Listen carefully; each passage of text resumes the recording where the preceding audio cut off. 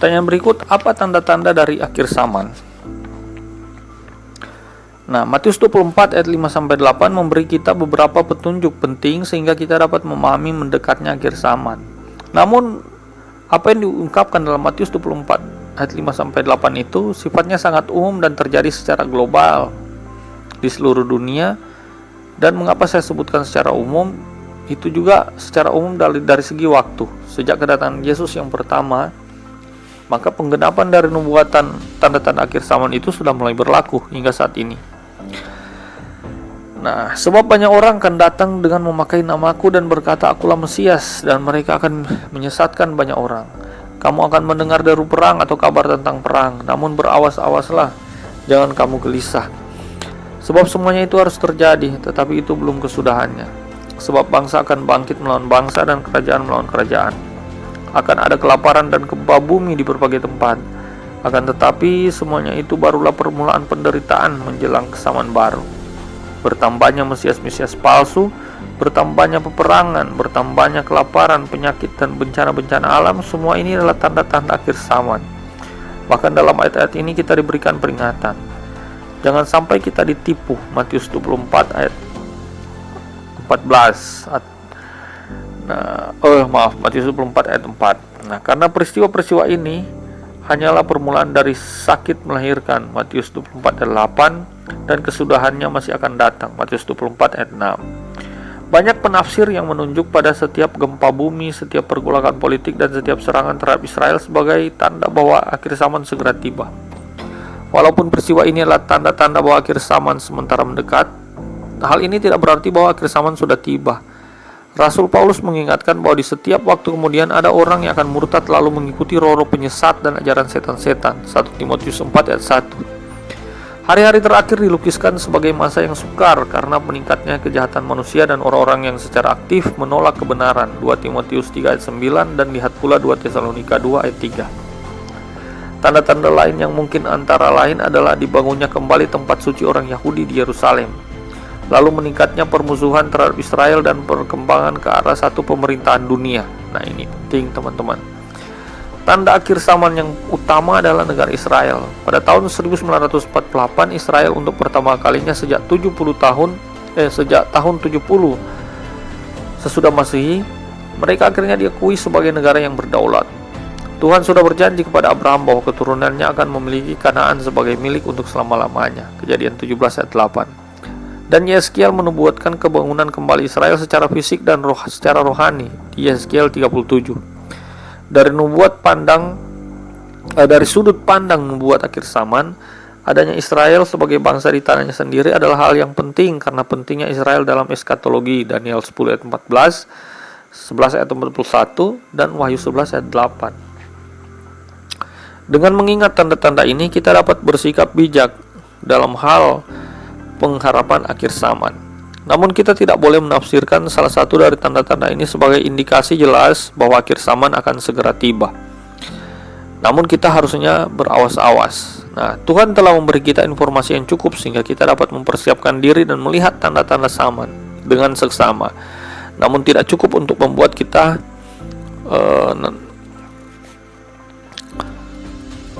benar-benar siap sedia selain daripada bantuan Roh Kudus dalam iman kepada Tuhan Yesus Kristus.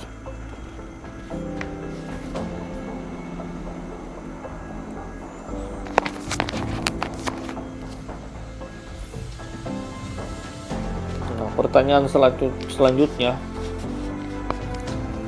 apa itu tanda binatang dari Wahyu pasal 13? Yaitu tanda 666. Nah, bagian Alkitab yang utama yang berbicara mengenai tanda dari binatang adalah Wahyu 13 ayat 15 sampai 18. Rujukan lain dapat ditemukan dalam Wahyu 14 ayat 9, Wahyu 11 ayat 9, Wahyu 14 ayat 9 dan 11, Wahyu 15 ayat 2, Wahyu 16 ayat 2, Wahyu 19 ayat 20, dan Wahyu 20 ayat 4. Tanda ini berfungsi sebagai meterai dari para pengikut antikristus dan sang nabi palsu atau juru bicara dari antikristus. Nabi palsu atau binatang yang kedua adalah yang mengakibatkan orang menerima tanda ini. Nah, tanda ini diterakan di tangan atau di dahi dan bukan sekedar merupakan sebuah kartu yang dibawa oleh orang. Terobosan baru dalam bidang teknologi keping implan medis telah meningkatkan minat terhadap tanda dari binatang yang dibicarakan dalam Wahyu 13. Ada kemungkinan bahwa teknologi yang kita lihat sekarang ini merupakan tahapan awal atau tahapan pertengahan dari apa yang pada akhirnya dapat digunakan sebagai tanda dari binatang. Adalah hal penting bagi kita untuk memahami bahwa keping implan medis bukanlah tanda dari binatang.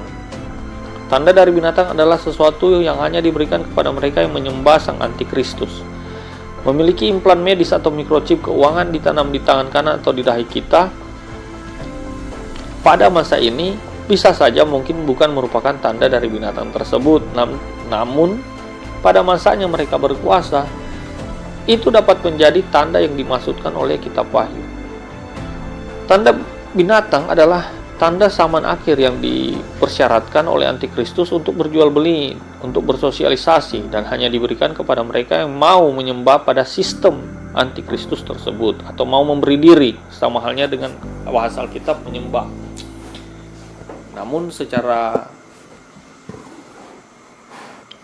realita saat ini itu bisa saja diartikan berarti memberi diri pada sistem yang ditawarkan nanti di tatanan dunia baru yang mereka canangkan. Nah, banyak ekspositor wahyu yang berbeda pendapat secara luas mengenai apa sebetulnya tanda dari binatang itu. Selain pandangan soal kartu tanda pengenal atau ID, yang lainnya berspekulasi bahwa itu adalah microchip, barcode yang ditatokan ke kulit atau digital tato, atau sekedar tanda yang mengidentifikasikan seseorang sebagai seorang yang setia kepada kerajaan antikristus. Nah, pandangan terakhir ini adalah yang paling tidak berspekulasi karena pandangan ini menampakkan lebih banyak informasi dari apa yang diutarakan oleh Alkitab. Dengan kata lain, semua ini mungkin, namun pada saat yang sama semuanya adalah spekulasi, sehingga kita hanya dapat menantikan nanti bagaimana hasilnya. Namun kita bisa dengan seksama melihat tanda-tanda dari firman Tuhan, gejala-gejala akhir zaman dari kebenaran firman Tuhan. Kita tidak sepatutnya menggunakan banyak waktu untuk berspekulasi mengenai detail yang melampaui apa yang ada dalam Alkitab. Makna dari 666 juga adalah merupakan misteri. Baru-baru ini banyak orang berspekulasi bahwa ada hubungannya dengan 6 Juni 2006, yaitu 060606. Namun dalam Wahyu 13, angka 666 ini diidentifikasikan sebagai orang, bukan tanggal. Wahyu 13 ayat 18 memberitahu kita, yang penting di sini ialah hikmat. Barang siapa yang bijaksana, baiklah ia menghitung bilangan dari binatang itu atau oknum itu. Karena bilangan itu adalah bilangan seorang manusia dan bilangannya ialah 666. Entah bagaimana angka 666 akan mengidentifikasikan antikristus. Selama berabad-abad, para penafsir Alkitab telah berusaha untuk mengidentifikasikan individu-individu tertentu sebagai antikristus.